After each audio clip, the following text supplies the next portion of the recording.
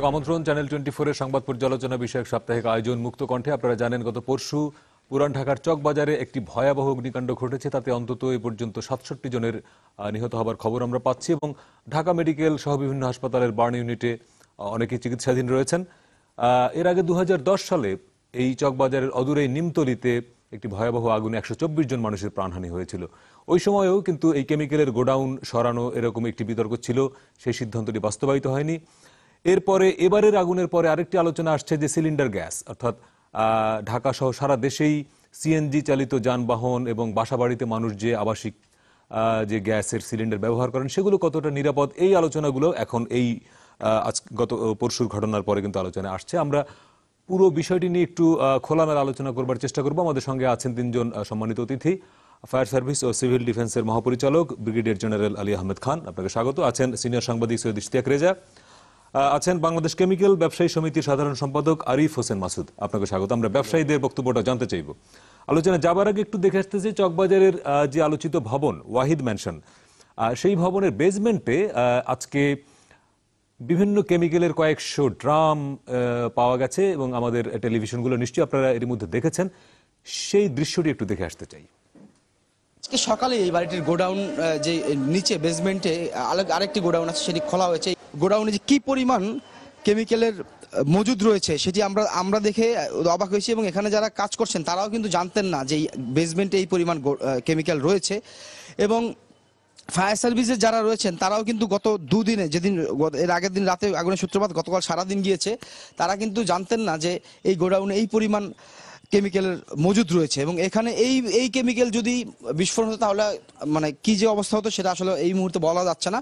যদিও এখন যে আগুনের ঘটনা ঘটেছে এবং সেখানে যে পরিমাণ মানুষের আহতের ঘটনা দেখেছি শুধু উপরে দোতলায় যেগুলো ছিল সেই অবস্থায়, তো বেসমেন্টের এই এত যে মজুদ, বেসমেন্টে এত পরিমাণ কেমিক্যাল রাখা হয়েছে সেগুলো অনেকেরই জানা ছিল না। এবং এই বাড়িতে যারা ছিলেন তারা তো অনেকেই কিন্তু এখন আর যারা বাড়ির মালিক তারাও এখানে আসছেন না এবং অনেকেই কিন্তু বলছেন না যে এই গোডাউনে যে এত পরিমাণ কেমিক্যাল রয়েছে সেটাও কিন্তু অনেকে স্বীকার করছেন না। এখানে ফায়ার সার্ভিসের একজন স্টেশন অফিসার তিনি সকালে আজকে এই ভেতরে কেউ আছে কিনা সেটা খোঁজ করার জন্য তিনি এই বেসমেন্টটিতে কি তালা লাগানো ছিল সেই তালাটি কেটে তিনি ভিতরে ঢোকেন।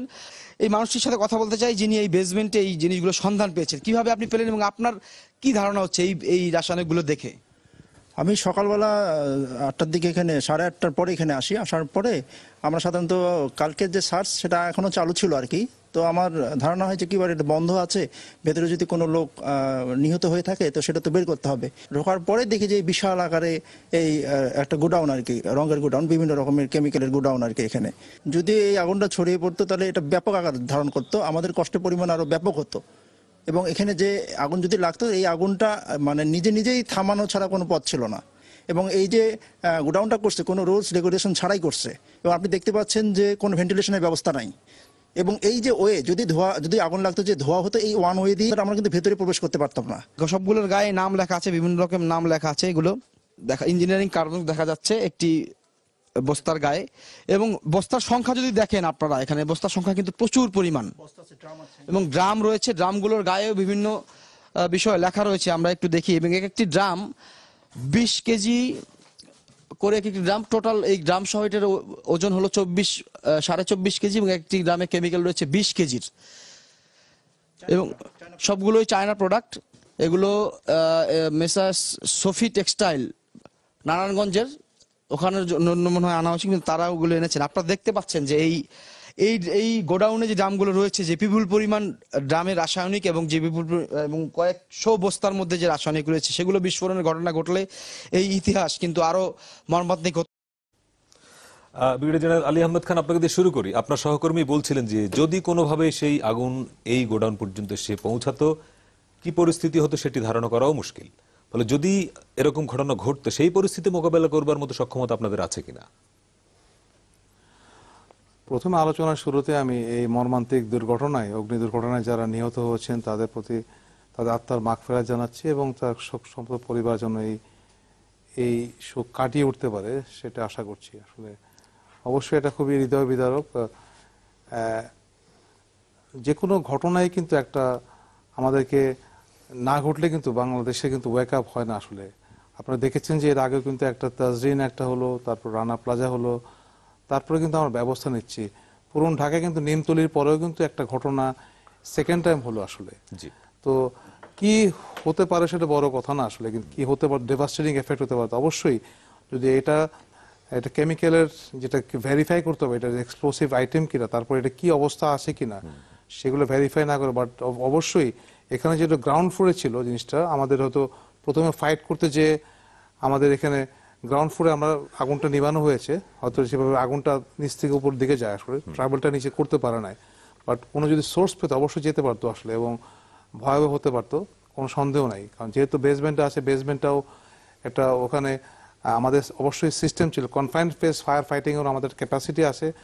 আমরা যেন বর্তমান সময় যে কোনো সময়ের তুলনায় ফায়ার সার্ভিসের ক্যাপাসিটি ডেভেলপের জন্য নানা রকম প্রজেক্ট নিয়েছে, আমরা কাজ করছি আসলে। কারণ যেহেতু আমাদের দেশ এখন উন্নয়নের ছিঁড়ে যাচ্ছে এখানে, সো সেফটির ব্যাপারেও কিন্তু সরকার আগে থেকে অনেক সদিচ্ছা হয়েছে আসলে। সেই জন্যই কিন্তু প্রত্যেকটা উপজেলা স্টেশন হচ্ছে, এবং কিভাবে মডার্ন ফায়ার ফাইটিং করা যায় সেই ইকুইপমেন্ট আমাদেরকে আগে থেকে আমার সমৃদ্ধ হচ্ছে আসলে। এখন আগে কেমিক্যালগুলো ছিল, কেমিক্যাল ফায়ার ফাইটিং এর একটা ক্যাপাসিটি আমাদের হয়েছে। বাট এই যে এখানে যা দেখলেন যে কেমিক্যাল দুর্ঘটনা কি হতে পারে, কারণ কেমিক্যাল কোন সময় দেয় না, যখন এটা দাহ্য পদার্থ হবে খুব দ্রুত কিন্তু বড় হয়ে যায়, সঙ্গে সঙ্গে সে অনেক এটা বেশি বড় হয়ে সিনথেটিক ডেটোনেশন হয়, প্লাস এখানে রেডিয়েশনের মাধ্যমে টেম্পারেচারটা খুব এক্সট্রিমলি বেড়ে যায়। আর একটা কথা খেয়াল রাখতে হবে, আমি যেটা বলতে চাচ্ছি যে আগুনের যে তিনটা সূত্র আছে, একটা তিনটা ট্রায়াঙ্গেল অফ ফায়ার বলে এটাকে। এক জায়গায় আপনার আছে যে অক্সিজেন থাকতে হবে, তারপরে এখানে আরেকটা থাকতে হবে হিট, যে জেনারেটটা করে, আরেকটা হলো আপনার সোর্স আসলে। তো কেমিক্যালটা বা যে পদার্থগুলো একটা সোর্স হিসাবে কাজ করে এখানে। তো আপনার তিনটা বিল্ডিং যখন দেখলেন, আর পাশে একটা মসজিদ ছিল, কিন্তু মসজিদে কিন্তু আগুন লাগে না, কারণ এখানে অক্সিজেন ছিল, যে কোনো সোর্স ছিল না আসলে। সেটা বুঝতে হবে, কারণ সেই জন্য কিন্তু আগুনটা যেখান থেকে সূত্রপাত হোক না, কেউ হচ্ছে গ্যাস সিলিন্ডার যেহেতু, অথবা কেউ হতে পারে ট্রান্সফরমার। এই প্রশ্নটা আমি করতে চাই আপনাদের, যে এখন পর্যন্ত আপনারা কি পেলেন পরশু রাতে 10টা সাড়ে 10টার আসলে কিভাবে লাগলো সেটি নিয়ে তো ধোঁয়াশা কিন্তু আছে এখন পর্যন্ত। অবশ্যই যেহেতু একটা অনুসন্ধান চলছে, এনকোয়ারির পরে কারেক্ট বলা ঠিক হবে, বাট এখানে সব দিক বিবেচনা করে কিন্তু এনকোয়ারিটা চলমান রয়েছে আসলে। কারণ এখানে যখন কখন ইনসিডেন্ট হলো, অনেকের সাক্ষী নেওয়া হচ্ছে, ভিডিও ফুটেজ নেওয়া হচ্ছে, তারপরে কিন্তু আমরা ফাইনালি বলতে পারবো, কারণ এখানে কিন্তু অনেক রকম সম্ভাবনা আছে।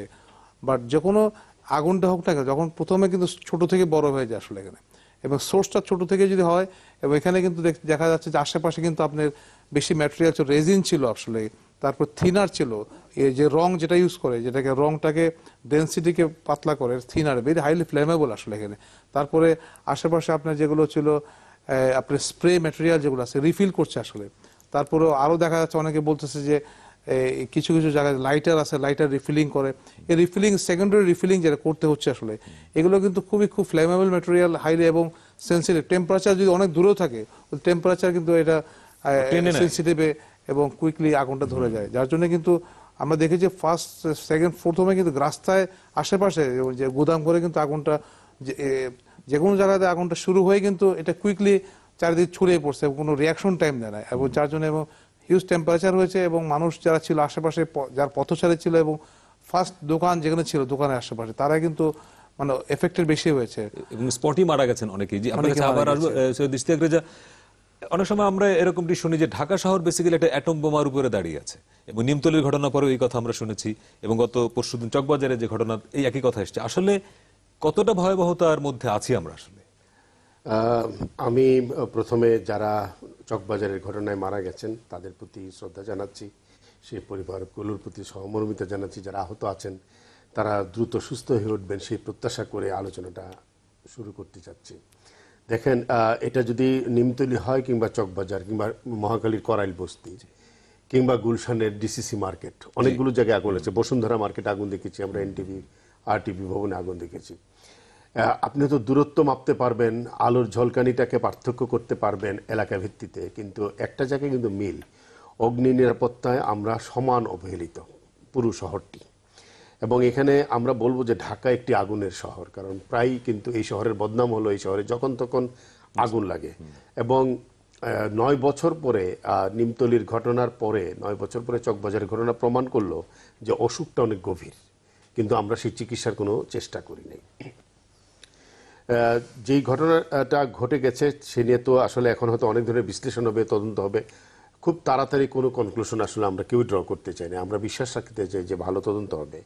কিন্তু যেটা হয় সেটা হলো এটা কিন্তু পুরোটা একটা গভর্নেন্সের নির্দেশনা দেয়, যে আমাদের যারা নীতি নির্ধারণী জায়গায় আছেন, যাদের দায়িত্ব পালন করবার কথা তারা যে দায়িত্ব পালন করেননি সেটি একটা দৃষ্টান্ত। আপনি হয়তো, আমরা প্রথমেই বলবো যে ওখানকার মানুষগুলো যারা পুরনো ঢাকায় থাকেন তারা নিজেরা একটা বড় অসচেতনভাবে বাস করছেন সেখানে, যে বাড়ির নিচে তারা কেমিক্যাল কিংবা ফ্লেমেবল আইটেমস রেখে তারা ঘুমোতে যাচ্ছেন। কিন্তু নিমতলির ঘটনা পরে আমরা তো সচেতন হইনি, আমরা তখনও কিন্তু অনেক প্রতিশ্রুতি শুনেছিলাম। সরকার কিন্তু একটাই আছে, সরকার বদল হয়নি। কিন্তু দেখা গেল যে নিমতলির ঘটনার পরে আমরা তখনও শুনেছিলাম যে শিক্ষা হয়েছে, এবারও বললাম শিক্ষা হয়েছে। শিক্ষা আসলে আমরা কিছু নেই। এই কেমিক্যাল ফ্যাক্টরিগুলো সরানো হয়নি, গোডাউনগুলো সরানো হয়নি। আবার সরিয়ে আপনি কোথায় নিবেন সেটারও কিন্তু একটা প্রসেস আছে, উনি আমার চেয়ে ভালো বলবেন। এটা যদি খুব বিজ্ঞান ভিত্তিক পরিষ্কার করে না নেওয়া হয় তাহলে যেই প্রান্তে নিয়ে যাবেন, যেই জনপদে, সেখানেও কিন্তু একটা হাজারীবাগ থেকে আপনি নিয়ে গেলেন সাভারে, সেখানে নদী এখন সেখানে একটা বড় ধরনের ডিজাস্টার হতে পারে। আপনি যেটা বলছিলেন যে আমরা অ্যাটম বোমার উপরে বাস করেছি, দেখেন বুঝে হোক না বুঝে হোক আমরা কিন্তু মাটির তল দিয়ে গ্যাস পাইপলাইনকে নিয়ে যেতে দিয়েছি আমরা এই শহরে। ফলে আমরা কিন্তু ইতোমধ্যেই আমি বলবো আগুনের উপরে বাস করছি। গ্যাসের পাইপলাইন আপনি মাটির উপর থেকে নেবেন কি করে? না, গ্যাস পাইপলাইনের এই সিস্টেমটাই তো, ডিস্ট্রিবিউশন সিস্টেমটাই তো আমরা প্রবলেম করেছি। গ্যাস আসলে দেওয়া উচিত ছিল সিলিন্ডারের মাধ্যমেই, সিলিন্ডারের মাধ্যমে পাইপলাইন ডিস্ট্রিবিউশন অফ গ্যাস। এটা তো একটা রিস্কি প্রজেক্ট। আমরা শুরু করেছিলাম সেই 60-এর বা 70-এর দশকে। আমরা তখন চিন্তা করি ঢাকা এত ঘন বসতিপূর্ণ শহর হবে। ঢাকা তো তখন একটা খুবই হালকা পাতলা শহর ছিল, হ্যাঁ কিছু ছিল, আমরা এগুলো পাইনি। আরেকটা হলো যে দেখেন আমাদের মধ্যে যেটা হয় যে আমাদের সবকিছুর মধ্যেই কিন্তু একটা অসততা কাজ করে। যারা আমরা জনগণ আছি তারাও মনে করি যে পার করে দিতে পারি যদি দিনটা। ফলে আমি আমার বাড়ির নিচে গোডাউন ভাড়া দিচ্ছি, সেটা ফ্লেমেবল আইটেমসকে ভাড়া দিচ্ছি। আবার আমাদের এখানে খুব সহজেই কিন্তু পরিদর্শন সার্টিফিকেট মিলে। আমাদের এখানে একটা বিস্ফোরক অধিদপ্তর আছে, তিনি তার কর্মকর্তারা কোথাও যান কিনা সন্দেহ আছে। কিছু টাকা গুঁজে দিলেই কিন্তু একটা সার্টিফিকেট পাওয়া যায়। আমাদের একটা দমকল বাহিনী আছে, দমকল বাহিনীর মহাপরিচালক আমার এখানে আছেন, এবং তাদের একটা প্রাণান্তকর প্রচেষ্টা আছে। তারা কিন্তু গত কয়েক বছরে আমি বলবো তারা প্রযুক্তিগত দিক থেকে, লজিস্টিক্স দিক থেকে তারা উন্নত করেছেন। তাদের সীমাবদ্ধতা সত্ত্বেও তাদের আন্তরিকতা আছে, আমরা তাদেরকে দেখতে পাই যে কোনো ঘটনায়। সবচেয়ে দৃশ্যমান আগুনের সময় সবচেয়ে দৃশ্যমান শক্তি হলো তাৎক্ষণিকভাবে সাড়া দেওয়ার যে বিষয়টি, কিন্তু সেখান থেকেও হয়তো সবসময় নজরদারি সম্ভব হয় না। আর সামগ্রিকভাবে এই যে সিলিন্ডারের কথা আপনি বলেছেন, নিম্নমানের সিলিন্ডার গাড়িতে ব্যবহার করা, বাড়িতে ব্যবহার করা, কিংবা কোনো হোটেল রেস্তোরাঁয় ব্যবহার করা, এগুলো কারা আনে, কারা দেয়, কারা ডিস্ট্রিবিউট করে? দেশে কি একটি সরকার আছে? 9 বছর আগে নিমতলির ঘটনার পরে সত্যি সত্যি যদি সুশাসনের সামান্যতম থাকতো তাহলে কিন্তু চকবাজারে এই ঘটনার পরে আর বলতে হতো না যে আমাদের শিক্ষা হয়েছে। শিক্ষা আসলে হয়নি। এই জায়গাটা ধরে আমি একটু আরিফ হোসেন মাসুদের কাছে যেতে চাই। গতকালকেই সাবেক শিল্পমন্ত্রী দিলীপ বড়ুয়া, যিনি নিমতলির ঘটনার সময় মন্ত্রী ছিলেন, উনি আমাদের টেলিভিশনকেই সাক্ষাৎকারে বলেছেন যে তারা ওই ঘটনার পরে পুরনো ঢাকা থেকে গোডাউন সরাতে চেয়েছিলেন, কেমিক্যালের গোডাউন, কিন্তু তারা পারেননি ব্যবসায়ীদের অসহযোগিতার কারণে। আপনার কাছে প্রশ্ন আমার দুটি, যে আপনারা আসলেই চান কিনা কেমিক্যালের গোডাউন পুরনো ঢাকা থেকে সরুক, এক, এবং দুই, পৃথিবীর কোন দেশে আবাসিক এলাকার মধ্যে উপরে 10 তলা 12 তলায় মানুষ থাকে, নিচতলায় কেমিক্যালের গোডাউন, এটা আদৌ অন্য কোন রাষ্ট্রে আছে কিনা আপনার জানা মতে? ধন্যবাদ। প্রথমেই আমি আমার বক্তব্যের শুরুতেই নিমতলি চকবাজারের ঘটনায় যারা মারা গেছে তাদের রুহের মাগফিরাত করছি, শোকসন্তপ্ত পরিবারের প্রতি সমবেদনা প্রকাশ করতেছি এবং আহতদের সুস্বাস্থ্য কামনা করছি। নিমতলির ঘটনা ঘটেছিল, আমি পূর্বের কথায় চলে যাচ্ছি, 2010 সালের 3রা জুন। 3রা জুন এই ঘটনা যখন ঘটল, 4ঠা জুন 2010 সালে মাননীয় প্রধানমন্ত্রী যখন ঢাকা মেডিকেল কলেজের বার্ন ইউনিটে আহতদের দেখতে আসলেন, উনি দেখতে আসার পর উনি ওই সময় কোনো আবেগপ্রবণ তো ছিল, কিন্তু তারপরে উনি একটা ঐতিহাসিক সিদ্ধান্ত দিয়ে গেলেন যে কেমিক্যালের জন্য একটা আলাদা পল্লী গঠন করা হবে, এবং এই জন্য উনি মাননীয় মন্ত্রী দিলীপ বড়ুয়াকে, তৎকালীন মন্ত্রী, ওনাকে দায়িত্ব দিলেন যে একটা কেমিক্যাল পল্লী গঠন করার জন্য প্রয়োজনীয় ব্যবস্থা গ্রহণ করার জন্য। সেই আলোকেই আমরা কিন্তু দীর্ঘদিন শিল্প মন্ত্রণালয়ের সাথে আমরা কাজ করে যাচ্ছি এবং একটা কেমিক্যাল পল্লী গঠনের করার ক্ষেত্রে। এবং ওই 2010 সালে তখনকার মন্ত্রী, মাননীয় মন্ত্রী দিলীপ বড়ুয়া এবং আমাদের ব্যবসায়ীদের শীর্ষ সংগঠন FBCIC এবং ঢাকা চেম্বার অফ কমার্সের একটা যৌথ সভায় আমরা সিদ্ধান্ত নিয়েছি যে আমরা বিস্ফোরক অধিদপ্তরের তালিকাভুক্ত 20টি অতি ধার্য কেমিক্যাল, তখন 20টা ছিল, এখন আরো অ্যামেন্ডমেন্ট করে বাড়ানো হয়েছে, 29টা করা হয়েছে, অতি ধার্য কেমিক্যাল আমরা পুরান শহর থেকে সরিয়ে ফেলবো। সেই আলোকে কিন্তু 2010 সালের পরে বিস্ফোরক অধিদপ্তরও অতি ফ্লেমেবল যে কেমিক্যালগুলি, তরল ফ্লেমেবল কেমিক্যালগুলা, তার কোনো গোডাউন পুরান টাউনে অনুমোদন দেয়নি। আমরা আমাদের নিজের উদ্যোগে যারা ব্যবসা করেন ওই আইটেমগুলো, কেমিক্যাল তো একটা হিউজ ব্যবসা, আমরা ওয়াটার ট্রিটমেন্ট কেমিক্যাল করি, আমরা ফার্টিলাইজার কেমিক্যাল করি, আমরা ফার্মাসিউটিক্যাল কেমিক্যাল করি, অনেকগুলা এখানে ডাইস কেমিক্যাল, অনেকগুলা কেমিক্যাল। যদি অতি ধার্য যে কেমিক্যালগুলা 20টি যেটা তখন ছিল, এখন 29টি হয়েছে, সেগুলো কিন্তু আমরা সরিয়ে ফেলি। এবং আমাদের সরিয়ে ফেলেন কোথায়? আমরা সরিয়ে ফেলে আমাদের নিজস্ব হয়তো জায়গায়, আমরা নিজস্ব জায়গায়। সেটা কি আদৌ আছে আপনাদের? হ্যাঁ, এখনো সেটা কি আপনি ব্যবসা করেন যেখানে পুরনো ঢাকা মিটফোর্ড কেন্দ্রিক আপনাদের? না, সেটা আছে হলো ঢাকা শহরের বাইরে, মানে সেটা আবাসিক এলাকার বাইরে কি? সেটা কেরানীগঞ্জে হতে পারে, গাজীপুর হতে পারে, না হতে পারে না, স্পেসিফিক সেগুলো আছে। সেটা তো আবাসিক এলাকার মধ্যেই নিশ্চয়ই। কিছু কিছু জায়গা আবাসিক এলাকার বাইরেও আছে। কেরানীগঞ্জের এখনো সব জায়গায় গণবসতি গড়ে ওঠে নাই। কেরানীগঞ্জের কিছু কিছু জায়গা এখনো ফাঁকা আছে, এবং কিছু কিছু জায়গা ফাঁকা আছে যেখানে আমাদেরকে ওইসব গোডাউন আমরা নিজেদের পয়সা দিয়ে জমি কিনে সেখানে আমরা গোডাউন, যেটা বিস্ফোরক অধিদপ্তরে তাদের যে প্রেসক্রিপশন, যে তাদের একটা আছে, এইভাবে তার গোডাউন। মানে কি এখন পুরনো ঢাকায় যে কেমিক্যাল গুলো আছে সেগুলো বিস্ফোরক অধিদপ্তরে ছাড়পত্র পাওয়া? না, পুরানো টাওয়ারে তো কোনো বিস্ফোরক অধিদপ্তর কোনো তাদের লিস্টভুক্ত তালিকাভুক্ত যে কেমিক্যাল আছে তারা তো সেখানে কোনো ছাড়পত্র দেয় না বা কোনো লাইসেন্স ছাড়পত্র দেয় না। কিন্তু আমরা গতকাল সিটি মেয়রের বক্তব্য যতটুকু বুঝতে পেরেছি যে ওনারা অনুমোদন দেন নাই, কিন্তু তারপরেও অনেকেই এই ব্যবসাটা করেন অনুমোদন ছাড়া। সিটি কর্পোরেশন থেকে আমাদের মাননীয় মেয়র মহোদয়ের সাথে যে আলোচনাটা হয়েছিল, উনি বলেছিল যে বিস্ফোরক অধিদপ্তরে যে 29টি ধার্য কেমিক্যাল যেটা আছে অতি ধার্য, এটা ব্যবসায়ীরা রাখে না। এবং উনি বলছে আমি মোবাইল কোর্টের মাধ্যমে প্রতিটি দোকানে যাব, এবং উনি বিস্ফোরক অধিদপ্তর, ফায়ার ব্রিগেড এবং পরিবেশ সব দপ্তরকে নিয়ে উনি দোকানে চেক করে লাইসেন্স প্রদান করা শুরু করে দিয়েছিলেন এবং শুরু করেছিলেন। এখন সেখানে যে কটা, আমি একটু পরিষ্কার বোঝার জন্য, যদি এটাই হয় তাহলে পরশু রাতে যে ঘটনাটা ঘটলো, আগুনের সূত্রপাত যেভাবেই হোক, সেটা সিলিন্ডারের বিস্ফোরণে হোক আর ম্যাচের কাঠিতে হোক, আগুনটা দ্রুত ছড়ালো তো কেমিক্যালের কারণেই। এখন ওইখানে কি ধরনের কেমিক্যাল মজুদ ছিল, পারফিউমারি প্রোডাক্ট ছিল, ওখানে কি ধরনের কেমিক্যাল মজুদ ছিল, আর যে পারফিউমের কথা বলা হচ্ছে সে পারফিউমটা বিদেশ থেকে রেডিমেড পারফিউম আনা হয়েছিল, ওটা কোনো র পারফিউম না, আগুনে ফেটে যাচ্ছে। ওই পারফিউমটা ছিল এয়ার ফ্রেশনার। আচ্ছা, এয়ার ফ্রেশনার পারফিউম ওইটা গুদামে ওখানে রাখা হচ্ছিল। এখন এটা ওইখানে কিভাবে ওই গুদাম রাখলো বা ওই গুদামের পারমিশন কোন কর্তৃপক্ষ দেয়, এটা আসলে কোনো নির্ধারণ নাই। যে 29টা কেমিক্যাল বিস্ফোরক অধিদপ্তরের নিয়ন্ত্রিত, সেই কেমিক্যাল ছাড়া অন্য যে কেমিক্যাল কয়েক হাজার কেমিক্যাল আছে, সেই কেমিক্যালের মজুদের ক্ষেত্রে বাংলাদেশে বিদ্যমান কোনো আইন দ্বারা নিয়ন্ত্রিত না। যেন ব্যবসায়ীরা কিভাবে স্টোর করবে সেই বিষয়ে কোনো আইন দ্বারা বড় ধরনের ফাঁকা, এটা নিয়ন্ত্রণ নাই।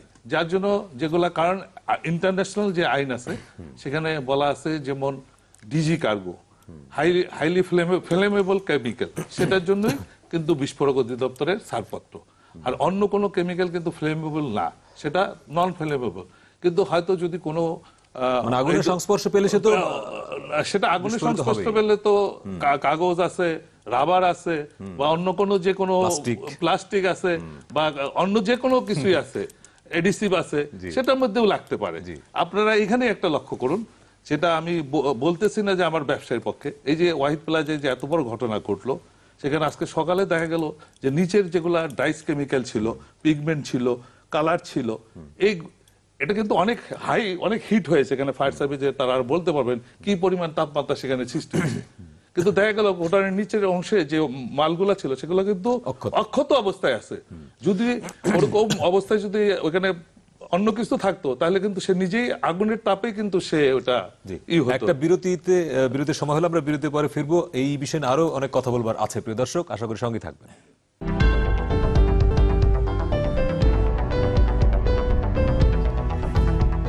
দর্শক আবারও স্বাগত মুক্ত কণ্ঠে। আমরা আজকে কথা বলছি মূলত পুরনো ঢাকার চকবাজারে যে ভয়াবহ অগ্নিকাণ্ড হয়ে গেল সেটির পূর্বাপর নিয়ে, এবং বিশেষ করে পুরনো ঢাকা থেকে কেমিক্যালের গোডাউন সরানো, সিলিন্ডারের গ্যাস, নানাবিধ বিষয় নিয়ে আমরা একটু ফায়ার সার্ভিসের মহাপরিচালকের সঙ্গে একটু যেতে চাই।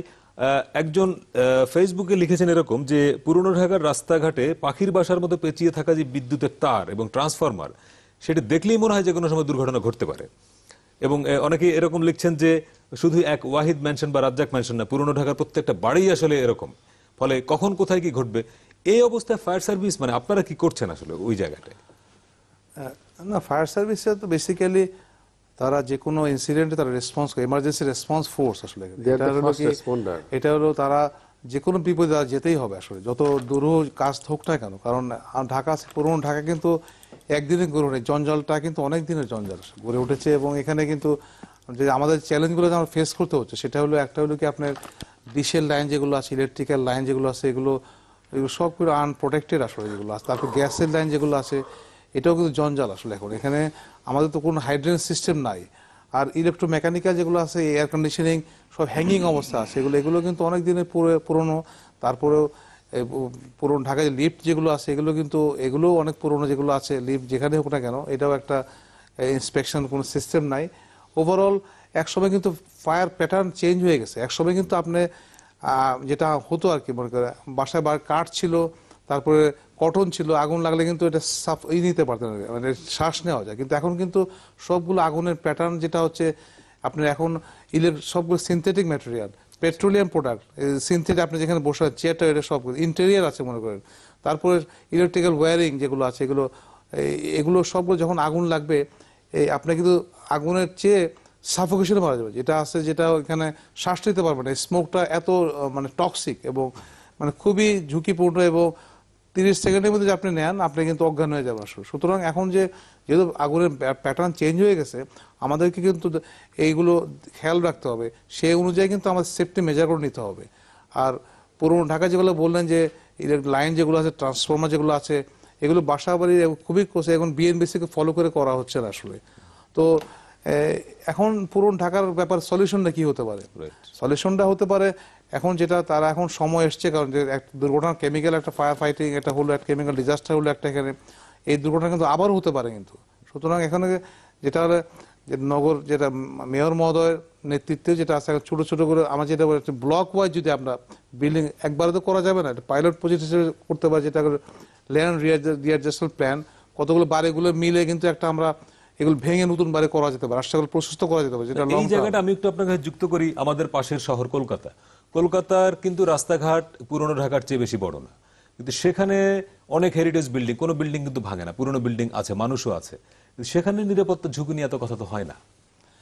না, কলকাতা কিন্তু গ্র্যাজুয়ালি পুরোনো জিনিসগুলোকে আস্তে আস্তে মডিফাই করছে আসলে। কলকাতা যেগুলো নতুন নতুন city is coming up, new city, at the same time আপনার এখানেও কিন্তু একটা ট্রাফিক ম্যানেজমেন্ট সিস্টেম আগে থেকে ইমপ্রুভ করেছে। আমরা যদি ঢাকায় যদি দেখেন, এখানে এখন ঢাকার যেগুলো এখানে অনেক কিন্তু বিজনেসে যেগুলো রয়েছে, 9টা 10টার দিকে কিন্তু পুরনো ঢাকায় ট্রাফিক জ্যাম থাকে, এখানে মুভ করতে পারবেন না আপনি। তো এখানে ট্রাফিক সিস্টেমগুলোকে একটা সিস্টেম নিয়ে আসতে পারি।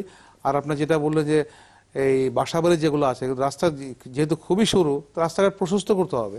অথবা আপনার যে লাইন যেগুলো আছে, গ্যাস, ইলেকট্রিক্যাল লাইনগুলোকে, এগুলোকে আন্ডারগ্রাউন্ড করার তো পরিকল্পনা যদি গভর্নমেন্টের আছে, যদি করতে পারে যেটা হলে একটা কংক্রিট একটা পাইপের ভিতরে লাইনগুলো নেওয়া যেতে পারে, তাহলে কিন্তু এই সমস্ত তারের যে ঝুঁকি আছে সেগুলো কমে আসতে পারে। তো এগুলো কিন্তু long term plan. Short term তো এগুলো আমি তো যে ঝুঁকি যেগুলো আছে, যে কেমিক্যাল ফ্যাক্টরি যেগুলো এখন যেহেতু একটা বড় একটা মধ্যে ঝুঁকি, এগুলোকে আমি মনে করি রিলোকেশন দরকার রয়েছে আসলে। রিলোকেশনের এখন যদি যারা আছে সমিতির, যারা ওনার মেরে, কারণ ওনার বিজনেস তো দেখে নষ্ট হয়, এগুলো কিন্তু আমাদের ইকোনমিতে হেল্প করতেছে। আবার অনেকের কিন্তু কর্মসংস্থান আছে।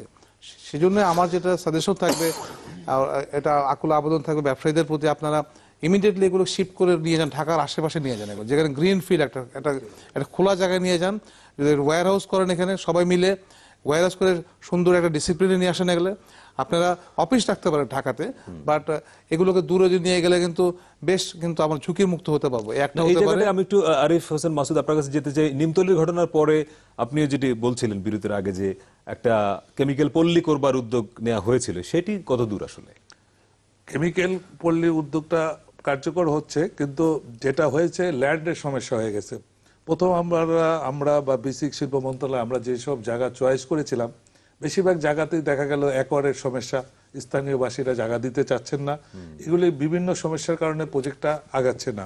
কিন্তু ইতিমধ্যেই ব্রাহ্মণকিত্তায়, ক্যারাডিগঞ্জের ব্রাহ্মণকিত্তায় একটা বড় জায়গা, এটা গভর্নমেন্ট অলরেডি স্যাংশন দিয়ে দিয়েছেন। একদিকের বৈঠকে 220 কোটি টাকা অলরেডি স্যাংশন হয়ে গেছে এবং এটার প্রজেক্ট ম্যানেজারও, প্রজেক্ট কর্মকর্তাও নিয়োগ হয়ে গেছে।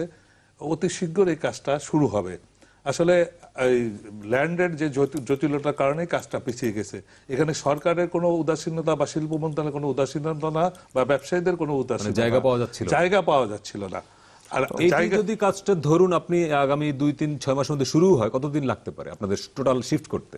না, আমাদের যদি গভর্নমেন্ট প্লটটা বুঝিয়ে দেয় তাহলে আমরা ওয়্যার হাউস নির্মাণ করতে আমাদের খুব বেশি হলে 2-3 মাস সময় লাগবে। এছাড়া আমাদের বেশি ওয়্যার হাউস তৈরি করতে কতদিন লাগতে পারে? 2-3 মাস সময় লাগতে পারে।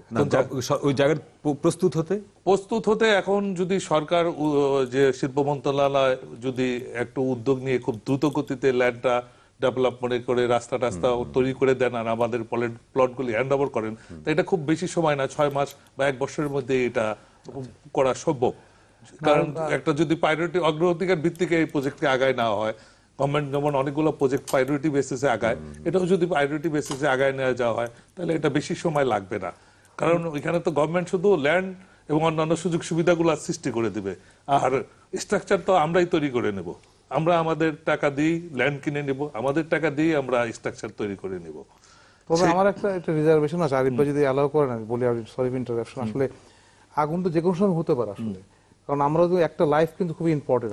ঢাকা যেগুলো আছে কোনো ভার্নারেবল এলাকা এবং এখানে খুবই ঝুঁকিপূর্ণ অবস্থা আছে, কিন্তু অনেক জায়গায় এখনো আছে, কিন্তু আমরা চাই না একটা তৃতীয় একটা ঘটনা ঘটুক। আমি মনে করি আপনাদের যারা ব্যবসায়ী সমিতি আছে, আপনারা একটা ক্লাস্টার গ্রুপ ওয়াইজ বসার পরে আপনারা ঢাকার অদূরে নিয়ে যান এগুলো আপনারা, সবাই মিলে, সবাই তো একসাথে বড় এলাকা পাওয়া যাবে না, বাট আপনারা ভাড়া নিতে পারেন একটা এলাকা। আমি যেটা মনে করি ইমিডিয়েট সলিউশন, কারণ আমি মনে করি আমি তো একটা জনগণের একটা পার্ট আসলে, কারণ গভর্নমেন্ট রেগুলেটরি বডি না। তো আপনি যদি একটা জায়গাগুলো ভাড়া নেন, আপনি ঢাকার কেরানীগঞ্জে হয়তো নাম্বার অফ প্লেসেস হতে পারে, সেখানে কিন্তু যদি আপনারা কয়েকজন মিলে যদি নিতে পারেন এই সমস্ত, কারণ এগুলো ব্যবসাতে বন্ধ রাখা যাবে না, কারণ এগুলো আপনি ইকোনমিক সাপোর্ট দিচ্ছেন আপনারা। তো সেখানে কিন্তু আমি মনে করি যে ইমিডিয়েট ঝুঁকি থেকে এগুলো আমার মনে হয় আমরা একটা পরিত্রাণ পেতে পারি, আদারওয়াইজ কিন্তু আমরা পুরো সিটি ঝুঁকি মাত্রা থেকেই যাবে কিন্তু আসলে। আপনার এই কথাটা ঠিক আছে, কিন্তু গভর্নমেন্ট কিন্তু সবসময় সহ দিতে পারবে না আসলে। এটা কিন্তু আরিফ ভাই কিন্তু এটা কিন্তু খুব একটা যৌক্তিক কথা। কবে গভর্নমেন্ট সরকার জমি একবার করবে, কবে বুঝিয়ে দিবে, আপনারা কবে কাঠামো নির্মাণ করবেন, তারপরে সরাবেন। কিন্তু এখন তো প্রত্যেকটা মানুষের জীবন গুরুত্বপূর্ণ। সেখানকার পুরান ঢাকার মানুষজন একটা চরম অনিশ্চয়তার মধ্যে বাস করছে, একটা ঝুঁকির মধ্যে বাস করছে। রাষ্ট্র বাংলাদেশ আজকে ঝুঁকির মধ্যে পড়ে গেছে, আমাদের সেবা সংস্থাগুলো ঝুঁকির মধ্যে পড়ে গেছে। পুরান ঢাকার কারণে নতুন ঢাকার মানুষ ঝুঁকির মধ্যে পড়তে যাচ্ছে, সেখানে যাতায়াতরত মানুষ ঝুঁকির মধ্যে পড়তে যাচ্ছে। সেই হিসেবে অবকাঠামো নির্মাণ হতে থাকুক, পল্লী নির্মাণ হতে থাকুক, কিন্তু আপনারা কি ইতোমধ্যেই একটা আমরা আমাদের নিজের উদ্যোগে আমাদের ওয়্যার হাউস অনেকগুলো ট্রান্সফার করে ফেলছি। এখন আবার যেটা আসতেছে, কথা আসতেছে, বিশেষজ্ঞরা বলতেছেন যে এই ঝুঁকিটা ট্রান্সফার হচ্ছে, মানে পুরান টাউন থেকে অন্য জায়গায় ট্রান্সফার হচ্ছে। না হলে সেটাও তাহলে একটা আবাসিক ভবন থেকে আরেকটা আবাসিক ভবনে তাহলে কি হচ্ছে, তাহলে ওইটাও ঝুঁকিপূর্ণ দাঁড়াচ্ছে, কারণ সেখানে তো জনবসতি আছে, সেখানেও মানুষ আছে। এখন যদি সরকার আমাকে স্পেসিফিক একটা জায়গায় দেয় যেখানে যদি আমরা করতে পারি, তাহলে সেখানে হয়তো ফায়ার ইকুইপমেন্ট, অন্যান্য জিনিস প্রোভাইড করার জন্য, যে সেখানে জলাধার বা অন্যান্য যে জিনিসগুলো থাকা দরকার যে কোনো দুর্যোগ মোকাবেলা করার জন্য, সেটা। কিন্তু আমাকে যদি বলা হয় আপনি চলে যান, আমি চলে গেলাম, কিন্তু সেখানেও তো লোকজন বাধা দেবে। অন্য স্বামী আমিনাল রশিদ যেহেতু সাংবাদিক, আমি একটা অন্য কথাও বলি যে দেখেন, এখানে হয়তো আমাদের আপনার আরিফ ভাই হয়তো নেতা হিসেবে এক ধরনের সেন্সিবল জায়গা থেকে কথা বলছেন, কিন্তু আমরা প্রচুর ব্যবসায়ী দেখেছি পুরনো ঢাকায় যারা এই কথাগুলো শুনতে চান না। তারা গোপনে গোপনে সেখানে কারখানা তৈরি করছেন, গোদাম সংরক্ষণ করছেন। এরকম এক খবর প্রচার করতে, নিমতলী বার্ষিকীতে এমন এক খবর প্রচার করতে গিয়ে আমাদের সহকর্মীরা লাঞ্ছিত হয়েছে, তাদের উপর আক্রমণ করেছে, তাদের টেলিভিশন ক্যামেরাকে ভেঙে দেওয়া হয়েছে, এবং দেখা গেছে যে স্থানীয় রাজনৈতিক নেতৃত্ব তাদেরকে সহযোগিতা করছে। সুতরাং এটা কিন্তু খুব ঝুঁকিটা নানা দিক থেকে, নানাভাবে ঝুঁকি, এবং সকলে যে আপনার মতো সেন্সিবল বিহেভ করছে তা কিন্তু নয়।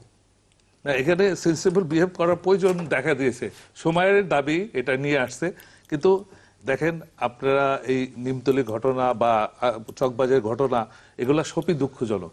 কিন্তু দেখেন, পৃথিবীর উন্নত শহরগুলোতে কিন্তু অনেক সময় অগ্নিকাণ্ডের বিশালতা দেখতে পাই, দেখা যায় অনেক সময় আমরা দেখতে পাচ্ছি। আমরা তো এই 2017 প্রতিদিন ঝুঁকির মধ্যে আছি। হ্যাঁ, প্রতিদিন ঝুঁকি। হ্যাঁ, সেটা আমি বলতেছি 2017 সালে লন্ডনে সাউথ লন্ডনে গ্রিনফিল্ড টাওয়ারে 16 তলা বিল্ডিং এ আগুন লেগে 72 জন লোক মারা গেছে, 250 জন লোক- দুর্ঘটনা পৃথিবীর যে কোনো জায়গায় যে কোনো সময় হতে হতে পারে, পারে। কিন্তু আপনার ম্যানেজমেন্টটা কি সেটা হচ্ছে আমার বিষয়। ম্যানেজমেন্ট এখন যদি আমরা আমাদের ব্যক্তিগত উদ্যোগে গোডাউনগুলি সরিয়ে নেই, তাহলে কিন্তু ঝুঁকিটা ছড়াচ্ছে। কিছুদিন আগে একটা আমি ডিসএগ্রি করি আরিফ ভাই, আমি হাইলি ডিসএগ্রি করি। কারণ গভর্নমেন্ট তো চেষ্টা আপনাকে দিবে ল্যান্ডটা, it will take some time. এটা তো সময় মনে লাগবে। করো আপনি কালকে যদি ঘটনা কে দায়ী নেবে, আমি মনে ইমিডিয়েটলি আপনারা এবং নিমতলির পরে যে 9 বছর পেরিয়ে গেল, 9 বছর কোনো কাজ কিন্তু হলো আপনারা না। উদ্যমী হন, উদ্যোগী হবে লাগবে। একটু উদ্যমী হন। আপনারা ব্যবস্থা করেন, আমি যেটা বলতে চাচ্ছি আমাদের সব সাপোর্ট পাবেন আপনারা। I can আমরা guarantee you পাবেন আপনারা, আমরা কিন্তু সরকারের কারণ সব সাপোর্ট চাচ্ছি। আমাদের কথা হলো আমাদের যে এখন বিস্ফোরকের উপর 29টা আইটেম করছে, যদি সরকারের আরো কোনো বডি বলে যে আরো কিছু আইটেম এখানে অ্যাড করা হোক, যে আইটেমগুলো ধার্য বা এখানে রাখার অসুবিধা, আমরা নিশ্চয়ই সেগুলো শিফট করে নিব।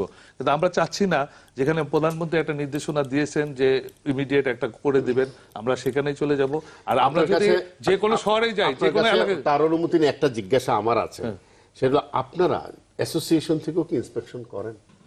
আমাদের ইন্সপেকশন, আমাদের সতর্ক বার্তা তাহলে দেওয়া এগুলো আছে। কেমনে থাকে? না না, সতর্ক এখন যদি কেউ বেআইনি কাজ করে, inspection করেন কি? না আমরা আমাদের বলা আছে এবং আমাদের সব নোটিশ দেওয়া আছে এবং প্রত্যেক জায়গায় আমরা এগুলো অ্যাওয়ারনেস সৃষ্টি করছি।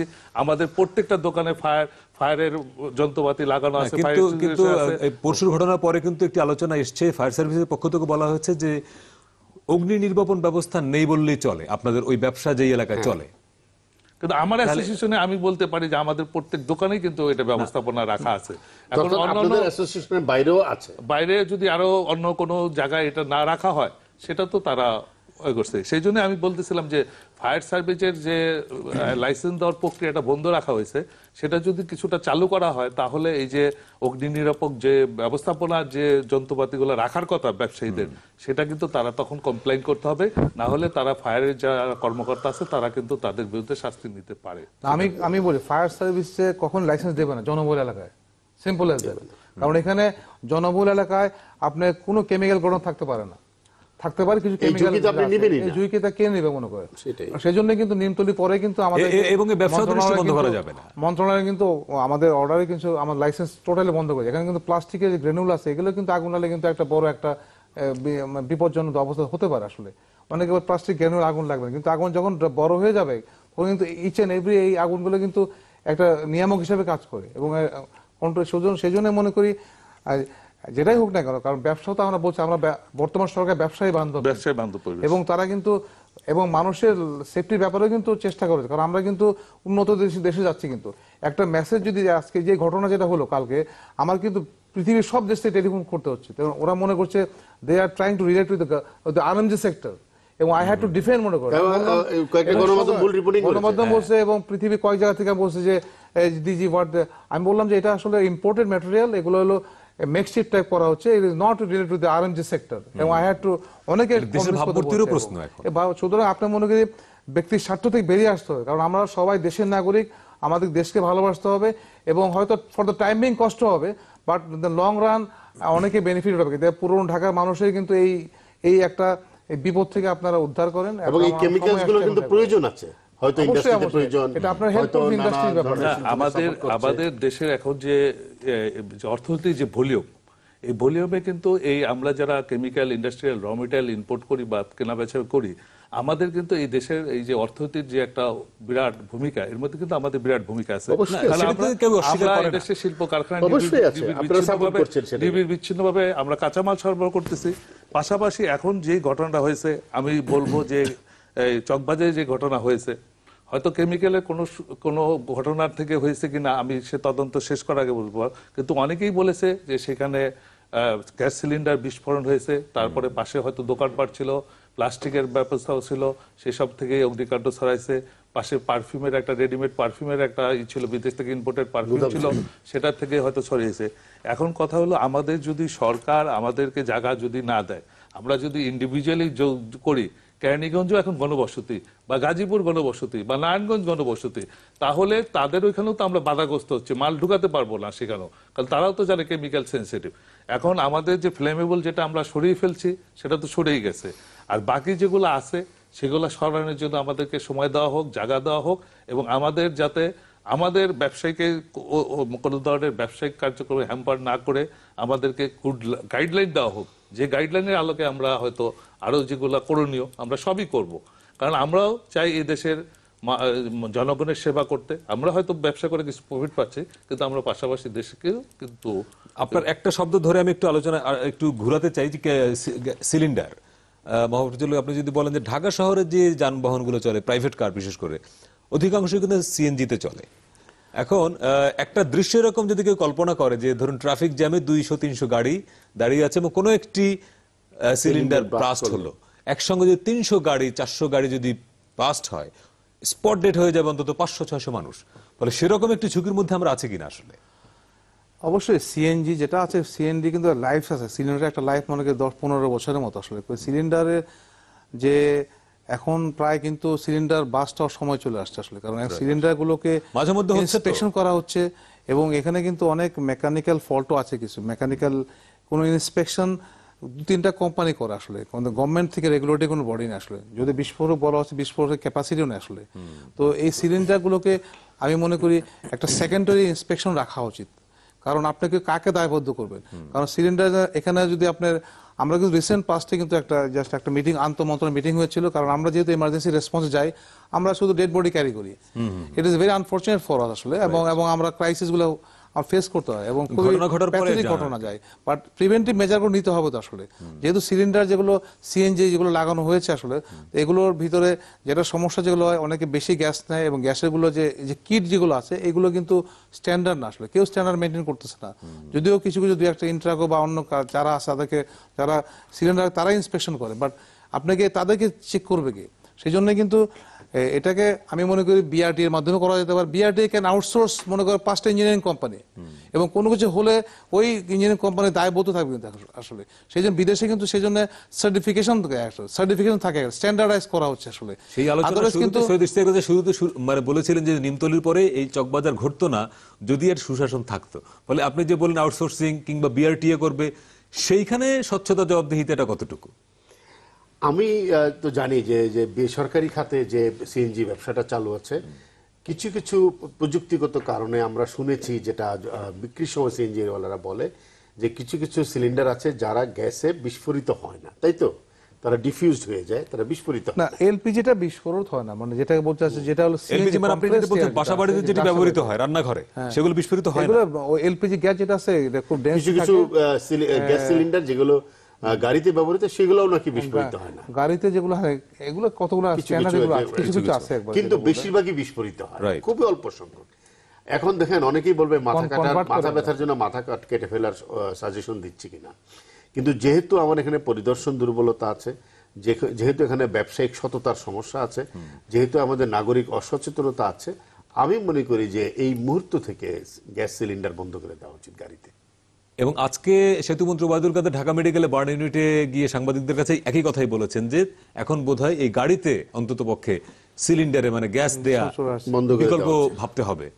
এবং বাসা বাড়িতে যে গ্যাসগুলো ব্যবহৃত হয়, ঢাকা সহ ঢাকার বাইরে আপনি খেয়াল করবেন দোকানদাররা যে গ্যাসের সিলিন্ডারগুলো স্তূপ করে রাখে সব আবাসিক ভবনের নিচতলায়।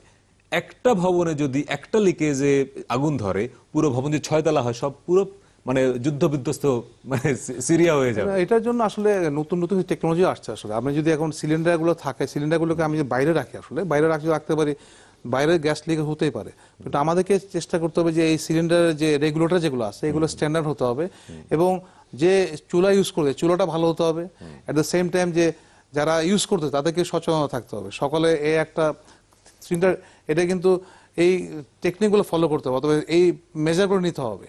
আর এখন তো গ্রামেও চলে গেছে, এলপিজি চলে গেছে। আর এলপিজি সিলিন্ডারটা একটু কেয়ারফুল থাকলে হবে। আপনি যদি মনে করেন এলপিজি সিলিন্ডারকে আপনি ঘর থেকে দূরে নিয়ে চলে গেলেন, অন্য কোথাও আপনার কিন্তু ওখানে যদি আপনি একটা কেসিং করে রাখলেন, তাহলে কিন্তু ওই সিলিন্ডারে আগুনটা ঘরে আসবে না আসলে। এবং চুলা যদি ভালো রাখতে পারেন, কারণ যেহেতু আমাদের এই জ্বালানি সংকট থাকবেই এবং এলপিজি ব্যবহার বহুবিধ বেড়ে গিয়েছে, কিছু যদি আমরা মেজার নেই তাহলে কিন্তু অনাকাঙ্ক্ষিত দুর্ঘটনা ঘটবে না আসলে। আমি ঘরের ভিতরে সিলিন্ডার রাখবো না, ওয়ান অফ দ্য হতে পারে একটা, পাকঘরে রাখলাম, পাকঘরে বাইরে বারান্দায় রাখলাম। আমি এই সিলিন্ডারকে একটা পাইপটা বড় করে বারান্দায় রাখি, তাহলে কিন্তু যখনই কিন্তু রেগুলেটর যদি লিকও করে বাইরে চলে যাবে, কিন্তু একটা হতে পারে। আপনি বারান্দায় সিলিন্ডার রেখে রান্নাঘর পর্যন্ত পাইপটা যে নিয়ে আসবেন, বাসায় তো বাচ্চা টাচ্চা থাকে, সেটা কতটা সেফ? বারান্দায় নয়, এটা পাকের রান্নাঘরের বারান্দায়, সেটা তো কোনো সমস্যা নেই। এখন সবার ঘরের ডিজাইন তো নিশ্চয়ই একরকম। চেঞ্জ আছে, এটা হতে পারে, অথবা হতে পারে কিন্তু রেটিকুলেশন সিস্টেম এখন নতুন অন্যান্য দেশে যেটা হচ্ছে আপনার নর্মাল গ্যাস লাইন থাকবে, আর যেটা গ্যাস সিলিন্ডার গুলোকে টোটালি কিন্তু একটা বড় একটা যেটাকে বলা হচ্ছে আমরা বড় সিলিন্ডার, যেটা এক জায়গায় করতে পারে, এবং সিএনজি বা এলপিজি এসে এগুলো ফ্রিফিল করে যায়, তারপর আপনি গ্যাস লাইন পেতে পারেন। এবং ওখানে কিন্তু একটা নতুন টেকনোলজি আসছে যে সেন্সিটিভ, যেটাকে আপনাকে যদি কোনো আর্থকুয়েক হয় ওই যেটা আছে এটা অটো শাটডাউন হয়ে যেতে পারে আসলে। সুতরাং নতুন নতুন টেকনোলজি আসতেছে, আমার মনে হয় এখন সময় আসছে আমাদের এলপিজি যদি ইউজই করি, এলপিজির জন্য আমাদের কিছু এক্সট্রা প্রিকশনের মেজার নিতে হবে। এবং এই ছোট ছোট যদি আমরা প্রধানত যেটি সচেতনতামূলক বার্তা দেয়া হয় যে রান্নাঘরগুলোর জানালা খোলা রাখা, কোনো কারণে যদি লিকেজও হয় গ্যাসটা যেন বেরিয়ে যেতে পারে। হ্যাঁ, এই একটা যেটা নর্মাল যেটা হচ্ছে কারণ বন্ধ রাখলে যেটা হচ্ছে আমাদের যদি একটা গ্যাসটা লিকেজ হয়, লিকেজ যদি ওই অ্যাটমসফিয়ারের মধ্যে 15 থেকে 20% যদি বেশি থাকে, তখন কিন্তু সুইচ স্পার্ক দিলে একটা ইট লাইকস ওয়ার্কস লাইক এক্সপ্লোড করে। সেই জন্য কিন্তু আপনি যেটা বললেন সকালে উঠেই কিন্তু আমাদের জানলাটা খুলতে হবে, তারপরে রান্নাঘরে জানালা খোলা রাখলে তো সমস্যা নাই, যদি নিচতলায় না হয়। এটা কিন্তু কতগুলো আমরা যদি একটু সচেতনতা হই এবং আমরা নিয়ম মেনে চলি আসলে, আর গ্যাস লিকেজ হলে তো বোঝা যাবে। এই জন্য সকাল অথবা প্রত্যেক সপ্তাহে আমরা যদি নিজেরা চেক করতে পারি, একটা গন্ধ আসবে, প্লাস এখানে যদি একটা আমাদের কানেকশন লুজ আছে কিনা, আমরা কিন্তু যেটা আছে সাবানের ফেনা যদি দেই, এটা বোঝা যাবে কিন্তু আসলে। কারণ এই কতগুলো জিনিস যদি আমরা যদি নিজেরা স্ট্যান্ডার্ড অথবা যেটা আমরা স্ট্যান্ডিং অর্ডার যদি আমরা ফলো করি, তাহলে কিন্তু আমরা অনাকাঙ্ক্ষিত দুর্ঘটনা থেকে আমরা অবশ্যই রেহাই পাবো। আপনি আর্থকোয়েকের কথা বললেন, রেজা ভাই একটু যদি যুক্ত করেন, ঢাকায় আশেপাশে মানে আমাদের যে ফল্ট, মধুপুর ফল্ট, একজন অধ্যাপক হুমায়ুন কবির সম্ভবত ওনার নাম, উনি একটা অনুষ্ঠানে বলেছিলেন মধুপুর ফল্টে যদি 6 বা কাছাকাছি 5, 5.5 মাত্রার ভূমিকম্প হয়, ঢাকা শহর ডিজাস্টার হবে এই কারণে, এবং অধিকাংশ মানুষ মারা যাবে আগুনে পুড়ে। এটা ওনার একটা প্রেডিকশন, যে এই কারণে যে ভূমিকম্প হলে পর সমস্ত যে গ্যাসের লাইন আগুন ধরে যাবে, এবং অধিকাংশ মানুষ বেসিক্যালি ওই ভূমিকম্প বিল্ডিং এ চাপা পড়ে না, আগুনে পুড়েই মারা যাবে। আপনি কদিন আগে দেখেছেন সরোদ্দি হাসপাতালের আগে, রাইট, এরপরে যে একটা জরিপ প্রতিবেদন বেরোলো, 98% হাসপাতাল আগুনের ঝুঁকির মধ্যে। এবং ভূমিকম্পের কথা আপনি বলছিলেন, ভূমিকম্পে হলে সবচেয়ে আগে মানুষকে যে জায়গাগুলো নিয়ে যাবেন, একটা হলো হাসপাতাল, সেগুলো তো কলাপস করবে। ঢাকার হাসপাতালগুলো অতি পুরনো, কনস্ট্রাকশন সমস্যা আছে সেগুলোর ফলে দেখা যাচ্ছে যে হাসপাতালগুলো নিজেরাই অনেক বেশি অসুস্থ, তারা অসুস্থ রোগীকে কি চিকিৎসা দিবে। ভূমিকম্প হলে তো একটা বড় ডিজাস্টার হবেই, কারণ মাটির নিচে গ্যাস পাইপলাইন আছে, আমাদের নানা সমস্যা আছে, কিন্তু তার আগে আমাদের চিন্তা করতে হবে ছোট ছোট ঘটনা বড় হয়ে যায়। এটা দেখেন চকবাজারের ঘটনা তো একটা ছোট্ট ঘটনাই হতে ছিল, কিন্তু সেটা কত বড় হয়ে যেতে পারছে। আপনি যে দৃষ্টান্ত দিলেন যে প্রচন্ড জ্যামের মধ্যে যদি একটি গাড়িতে ফল থাকে, তাহলে হয়তো অসংখ্য গাড়ি জ্বলে যেতে পারে। এরকম করে আমরা ইয়েতে দেখলাম গুলশান ডিসিসি মার্কেটে যে চোরাই লাইন থেকে কিভাবে আগুন ধরে গেল। তো এরকম তো অসংখ্য আমাদের প্রত্যেকটা পরতে সমস্যা আছে আসলে। তো আমরা নিজেরা সচেতন হই, গভর্নেন্সটা ইমপ্রুভ করুক, সুশাসন শুধুমাত্র আমরা শুধু প্রত্যাশার জায়গা না কিংবা বক্তৃতাবাজির জায়গা না। 9 বছর পরে যখন একটি ঘটনা ঘটলো, আমাদেরকে চোখে আঙ্গুল দিয়ে দেখে গেল, আমরা সকলে this is a collective failure. এটা দুর্ঘটনা না, কর্তব্য অবহেলার দৃষ্টান্ত। এবং আমরা প্রত্যেকবার যেটা করি, প্রচুর কথা বলি এবং আহত নিহতদের ক্ষতিপূরণ দেওয়ার মাধ্যমে এবং একটি তদন্ত কমিটি হয়। কমিটি সম্পর্কে একটা কর্পোরেট জোক আছে, কাম মিট এন্ড টি, আসলাম বসলাম চা খেলাম চলে গেলাম, আসলে কোনো কাজ হয় না। এই কমিটিগুলো সম্পর্কে আমার কোনো আশা নেই, শুধু এইটুকুই বলবো যে শুধু মানুষকে আহত আর নিহতদের ক্ষতিপূরণ দেওয়ার দায়সারা সংস্কৃতি থেকে বেরিয়ে আসুন। আমাদের অনুষ্ঠান প্রায় শেষ, আপনি যদি একটু শেষ যুক্ত করেন যে নিমতলির পরে চকবাজার, এরপরে আমরা তৃতীয় ঘটনা দেখতে চাই না, সেজন্য এই মুহূর্তে কি করণীয়? এখানে যেহেতু আসলে আমাদের যখনই একটা শহর একটা নির্মাণ হচ্ছে, শহরের একটা রেগুলেটরি বডি থেকে আসলে আমি মনে করি যে এটা যেহেতু শহর একটা আমাদের মানুষকে জীবনের নিরাপত্তার জন্য একজনকে দায়িত্ব নিতে হবে। আমি মনে করি মেয়র মহোদয়ের আন্ডারে কিন্তু যেগুলো সেবাধরী প্রতিষ্ঠানগুলো তার আন্ডারে কাজ করতে পারে, তাহলে কিন্তু প্রথম দিকে শহর ডিজাইন হওয়ার সময় কিন্তু তার একটা কন্ট্রিবিউশন থাকবে।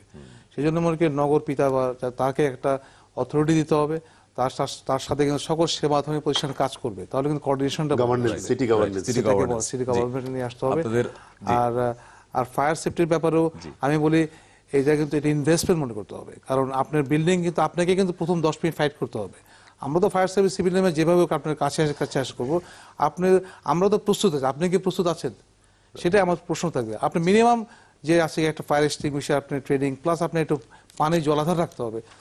অ্যাটলিস্ট আমরা এসে আপনাকে কিছুটা আপনাকে এই কোনো বিপদ হলে কিন্তু আমরা কাজ করতে পারবো, এবং যে এই ফায়ার ট্রেনিং দিয়ে আপনারা যদি সচেতন থাকেন তাহলে কিন্তু একটা আমরা আপনাকে অনেক ধন্যবাদ সৈয়দ ইস্তেকরাজা। আরিফ হোসেন 10 সেকেন্ডসে বলবো বিস্ফোরক অধিদপ্তরের ডিজি কে অন্তত বা প্রধানকে ডেকে জিজ্ঞাসা করুক তার দুর্বলতা কোথায় ছিল। জি প্রিয় দর্শক, এই ছিল আজকের মুক্ত কণ্ঠে। সবাই ভালো থাকবেন।